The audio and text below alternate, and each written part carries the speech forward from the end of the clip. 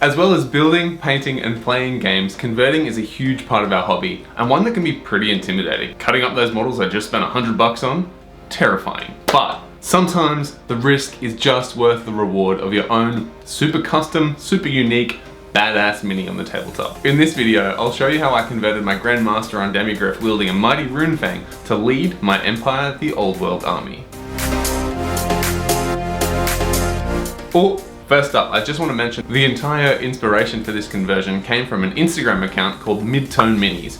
Definitely check it out if you haven't. Follow that guy. He makes some incredible artwork. The model in question is, of course, his Arch Knight conversion. What a stunning, moody piece. Absolutely love it. So of course, had to steal the idea. You gotta. What are you gonna do? All right, let's get into it. So for this one, you're gonna need a box of Demigryph Knights, the Free Guild Command Core from the Cities of Sigmar range from Age of Sigmar, and the golden juice is this Stormcast head, which I tracked down and some lovely bloke sent me.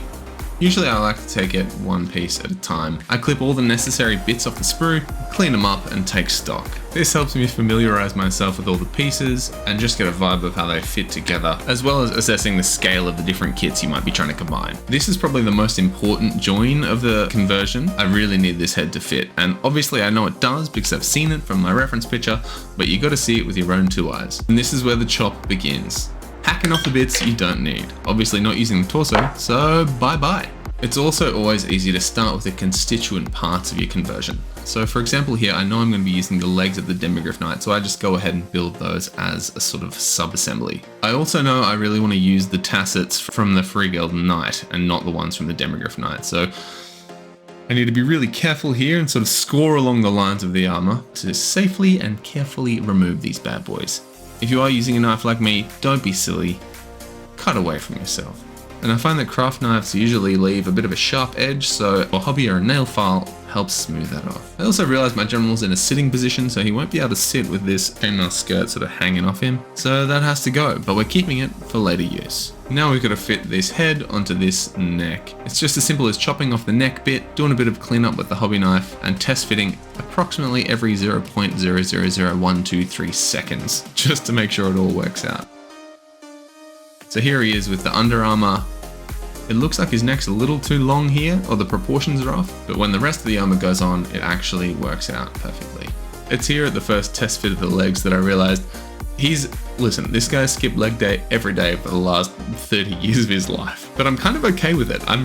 I really dig the big fat belly and the skinny little legs vibe for this particular character. And actually, while we're on the topic, I find it really helps to have an open mind when you're approaching any sort of conversion or kit bash. Sometimes the model and how it's fitting together gives you the best and most characterful ideas for the conversion. I find if I'm too set on a specific image I've got in my mind, I can get like tunnel vision, and then it's really limiting. Alrighty, onto the Demigryph. Chop, chop, chop, slap, slap, slap, basically. Literally just assembling this as per the instructions on the box. Not that I ever read the instructions, I kind of just wing it and hope. You shouldn't do that though, because that's led me down some terrible paths of chopping up and reposing models. Another hot tip, blue tack is your best friend while converting anything. Blue tacking something into place, making sure you're happy with how it looks, it's golden.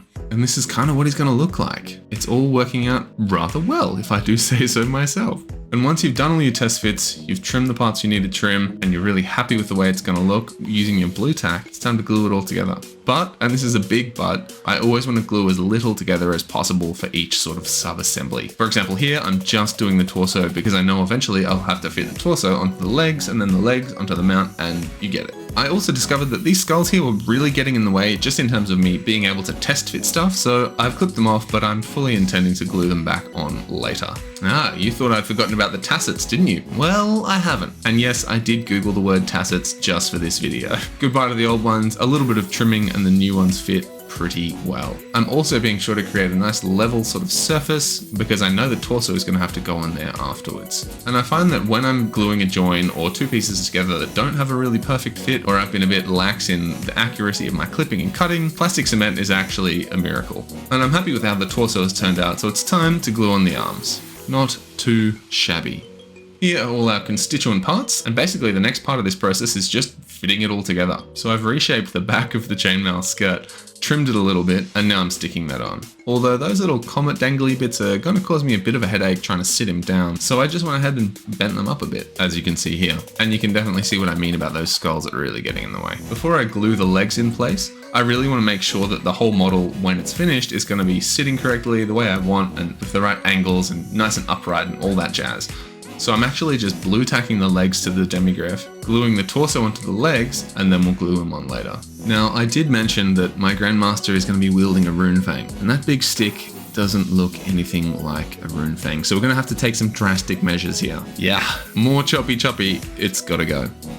And I searched high and low for a Runefang to use in this conversion, and I could not find one, except on eBay for like $7,000 for one bit, which is insane. And I'm a little bit insane, but not that insane. But then I remembered, I have one somewhere.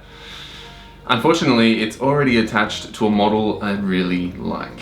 Some of you may die, but it's a sacrifice I am willing to make. Ooh.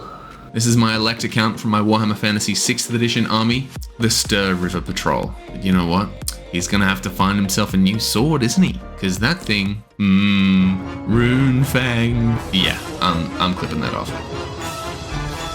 And it's lost forever. No, I'm kidding, I found it. And to be even more sacrilegious, we gotta make it fit, so we gotta chop it up. I need the handle and I need the blade in sections, but don't worry, we're measuring twice, cutting once. And as this conversion goes on, I really like the idea of this old Grandmaster of the Knightly Order, just out of shape, beer-bellied, twig legs, but unstoppable in combat because he's got this fancy shiny magic sword. I can't stress enough, if you're doing something like this and putting a different sword on a miniature or any sort of weapon, make sure you check it from every single angle.